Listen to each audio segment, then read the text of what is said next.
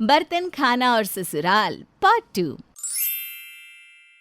पिछले भाग में आपने देखा कि कीर्ति का पति करण बाहर जाने और घूमने फिरने का बिल्कुल भी शौकीन नहीं है। वो कीर्ति को कहीं भी बाहर लेकर नहीं जाता, जिसकी वजह से कीर्ति चिड़चिड़ी और परेशान रहने लगी है। बच्चों की जिद करने पर किसी तरह करण बाहर घूमने को तैयार हो जाता है, लेकिन सासू माँ चिक चिक करने लगती है। सास की बातों को इग्नोर करके कीर्ति पार्लर जाकर अच्छे से ग्रूमिंग कराती है।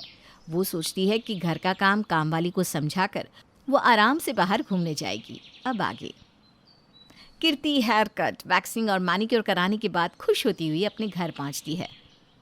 तू तो 2 बजे ही मटकती हुई निकल जाएगी, तो हम क्या यहाँ पर भूख हड़ताल पर बैठेंगे?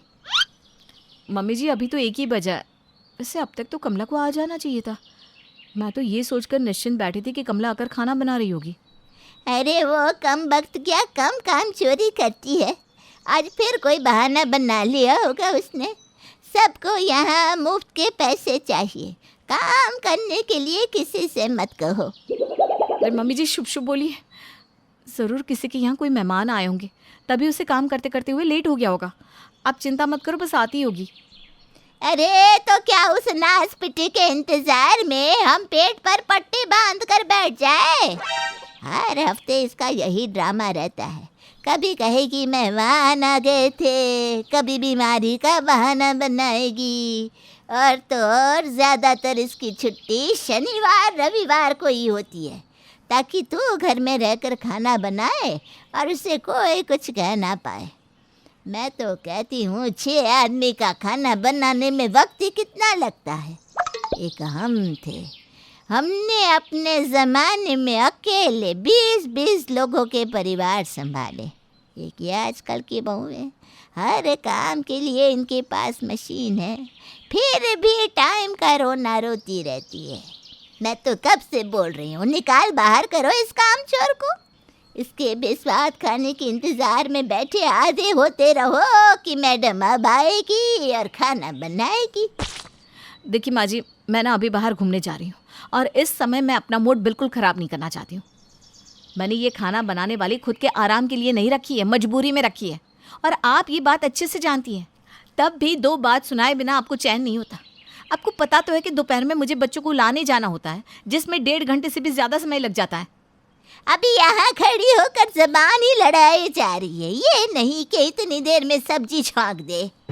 माँ जी, सब्जी कोई 2 मिनट में थोड़ी ना बनती है। अभी तो मैं बच्चों को तैयार करने और खुद रेडी होने जा रही हूँ। आप देखना, तब तक कमला आ जाएगी। पहले बोलकर खाना बनवा लेना और बर्तन बाद में करवाना उससे। कीर्ति की सासू माँ उसे रोकने की कोशिश करती है, लेकिन कीर्ति जल्दी से अपने बच्चों को लेकर कमरे में चली जाती है। पहले वो अपने बच्चों को रेडी करती है और उसके बाद एक सुंदर सा फुल स्लीव्स गाउन पहनकर तैयार हो जाती है। अपने हाथों से तो उसकी नज़र ही नहीं हट रही थी। सुंदर नेल पेंट पर बनी छोटी छोटी आर्ट बहुत सुंदर लग रही थी। कंधे पर बैग टांग कर आधे घंटे बाद जब वो बाहर निकली तो सासू माँ की ओर देखकर उसका तो सर ही चकरा गया। अभी तक आई नहीं क्या कमला? नहीं, और मुझे लगता भी नहीं कि अब वो आएगी। आपने उसका नंबर ट्राई किया था या नहीं? 10 बार ट्राई कर लिया, नंबर ऑफ कर रखा है उसने। कीर्ति ने अपना सर पकड़ लिया। तभी पति करण मुस्कुराते हुए घर में घुसा। अरे वाह कीर्ति, आज तो तुम बिल्कुल पहचानने में नहीं आ रही हो। ये ड्रेस तुमने कब खरीदा? अरे पापा, ड्रेस छोड़ो, मम्मा के नेल्स देखो। मम्मा, आप ऐसे ही रहा करो ना प्लीज़। अरे हाँ भाई, गुड्डी बिल्कुल सच कह रही है। तुम रोज़ ऐसे ही सच सवर कर रहा करो ना। हाँ, सच सवर कर रहूं या फिर गाउन पहनकर बर्तन घिसूं? बोलो। अरे लेकिन बर्तन के लिए तो कमला आती है ना, तुम क्यों घिसोगी?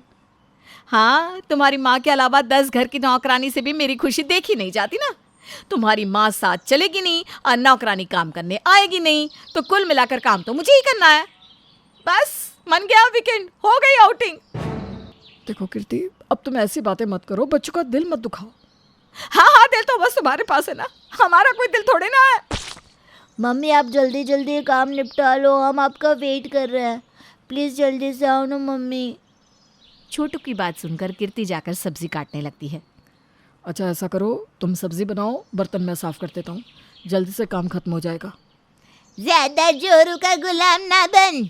माँ को कभी एक गिलास पानी लाकर नहीं पिलाया और लुगाई के लिए बर्तन धोने तैयार हो गया। वाह रे वाह सपूत। माँ की बात सुनकर बेचारा करण वापस जाकर सोफे पर बैठ जाता है और कीर्ति का इंतजार करने लगता है।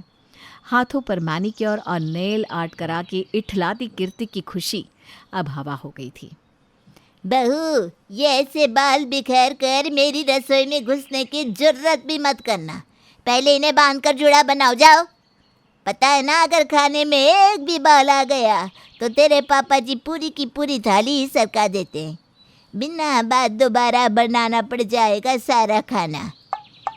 सास की बात सुनकर कीर्ति ने थोड़ी देर पहले ब्लो ड्राई कराए हुए बालों का जूड़ा बनाया और गाउन उतार कर घर का कुर्ता पहन लिया। अरे मम्मी, ये क्या? अब तो फिर से उसी रूप में आ गई। परेशान मत हो बेटा, देखना मम्मी फटाफट सारा काम निपटा कर अभी आ जाएगी। बच्चों की बात का जवाब दिए बगैर कीर्ति मुंह लटकाकर रसोई में चली जाती है और अपना काम करने लगती है। पहले सब्ज़ी काटकर उस पर छौंक लगाती है, फिर जल्दी जल्दी आटा गूंदकर 5-6 रोटियां बनाती है। उसके बाद वो सिंक पे पड़े बर्तनों को जल्दी जल्दी साफ़ करने लगती है। काम खत्म करते करते 1 घंटा बीत चुका था। अपना काम निपटा कर तौलिए से हाथ पोंछते हुए वो सास को आवाज़ लगाती है। मम्मी जी, मैंने सब बना कर रख लिया है, आप खा लेना। अब मैं जल्दी से कपड़े बदल कर आती हूँ। अरे बहू, मैंने कहा था ना, रात के लिए पुलाव बना देना सब्जियाँ डालकर। मैं बासी सब्जी नहीं खाने वाली। यहाँ माँ, अगर अभी पुलाव बनाएगी तो रात तक वो भी तो बासी ही हो जाएगा ना। तू ना ज्यादा जबान मत लड़ा।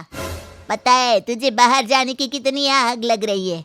शर्म नहीं आ रही होगी ना, खुद तो वहाँ पिज्जा बर्गर खाएगा। बूढ़े माँ बाप बेचारे खिचड़ी खा रहे हैं, उसमें भी तकलीफ। अच्छा माँ, मैं ना बाहर से ऑर्डर कर दूंगा, आप भी पिज्ज़ा बर्गर खा लेना। आप तो खुश? नहीं नहीं, हमें नहीं खाना बाहर का खाना। अरे 10 मिनट लगेंगे। बहू, तू पुलाव भी चढ़ा कर जाना, मैं देख लूँगी बाद में। अपनी माँ का ऐसा व्यवहार देखकर दुख तो करण को भी बहुत हो रहा था, लेकिन वो बात का बतंगड़ नहीं बनाना चाहता था। आंखों में आंसू लेकर कीर्ति फिर से रसोई में चली जाती है और सास ससुर के लिए पुलाव बनाने लगती है। बच्चों की तरफ तो कीर्ति तुम्हारा ध्यान ही नहीं है। देखो तो बच्चों के चेहरे कैसे मुरझा गए हैं। अरे जब इतना टाइम हो गया, 4 बजने को आए, तो ये नहीं कि बच्चों को खाना खिला दे। बस अपना फैशन और श्रृंगार दिखता है। बच्चों की कोई परवाह है ही कहाँ इसे। सास की बात सुनकर पहले से ही परेशान कीर्ति के गुस्से का ज्वालामुखी फट जाता है। गुड्डी, छोटू, आओ बेटा, खाना खा लो और ये सब जूते कपड़े भी उतार कर रख दो। हो गया घूमना। अगर आज के बाद किसी ने भी मुझसे बाहर घूमने की बात की ना, तो मुझसे बुरा कोई नहीं होगा। मम्मी, हमें खाना नहीं खाना, हम बाहर जाकर ही कुछ खाएंगे। आपने 12 बजे खिलाया तो था। मैंने कह दिया ना, मुझे अब कहीं नहीं जाना। अब तो खुश हो गई होगी ना आप माँ जी? इतने महीनों बाद मैं घर से कहीं बाहर जा रही थी। ऐसा तो नहीं था ना कि मैंने आपको साथ चलने के लिए नहीं पूछा था। लेकिन अगर आप साथ चलती तो ये सब जो आपने किया है वो कैसे कर पाती आप? अब मैं कहीं नहीं जा रही हूँ, बताइए और क्या क्या काम कराने हैं आपको? कहिए तो अगले 2 दिनों का खाना भी अभी बना कर रख दूँ। एक बात तो मुझे आज समझ में आ गई कि आप सबको ऐसे पसीने से लथपथ घिसे पिटे कपड़ों में ही मैं अच्छी लगती हूँ। मेरी खुशी इस घर में किसी को बर्दाश्त ही नहीं है। अपने मन की भड़ास निकालने के बाद कीर्ति रोते हुए अपने कमरे में चली गई। अपने बिस्तर पर बैठी वो अपने नाखूनों पर बची हुई आधी अधूरी नेल पॉलिश को देखकर आंसू बहा रही थी। माँ, मैं इस घर की कहानी जानता हूँ, इसीलिए मैं खुद कभी बच्चों को कहीं लेकर जाने के लिए तैयार ही नहीं होता। आपको बुराई ना मिले इसलिए मैं खुद ही बच्चों की नज़रों में बरसों से बुरा बना हुआ हूँ। लेकिन आज तो आपने हद ही कर दी। माँ, कीर्ति बहू है आपकी, और आप कमला और कीर्ति के बीच का अंतर समझती हैं? क्या हो जाता अगर आप एक ही सब्जी को फिर से खा लेती या 2 रोटी खुद बना लेती? जब कीर्ति नहीं थी तब भी तो ये घर चल ही रहा था ना। हाँ देखो, बोला जोरू का गुलाब। बस करो माँ, अब कभी नहीं बदल सकती। करण कीर्ति के पास जाता है। मुझे माफ़ कर दो कीर्ति, मैंने बढ़ावा दिया तभी तो माँ इतनी हावी होती चली गई तुम पर। अब चाहे जो हो, हम हर शनिवार को बाहर घूमने ज़रूर जाएंगे। तुम फटाफट कपड़े बदलो, मैं गाड़ी निकालता हूँ। बहुत मन मार लिया हमने। मेरा सारा मेकअप खराब हो गया। कीर्ति, तुम बस ना एक बार मुस्कुरा दो। तुम मुस्कुराती हुई सबसे ज़्यादा सुंदर लगती हो। प्लीज़। आ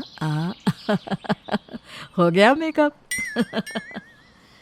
पति की बात सुनकर कीर्ति आंसू पोंछकर मुस्कुराकर जल्दी से कपड़े बदल लेती है। बच्चे भी मम्मी को तैयार देखकर खुशी से उछलने लगते हैं और आखिरकार कीर्ति का घूमने का प्लान सफल हो ही जाता है।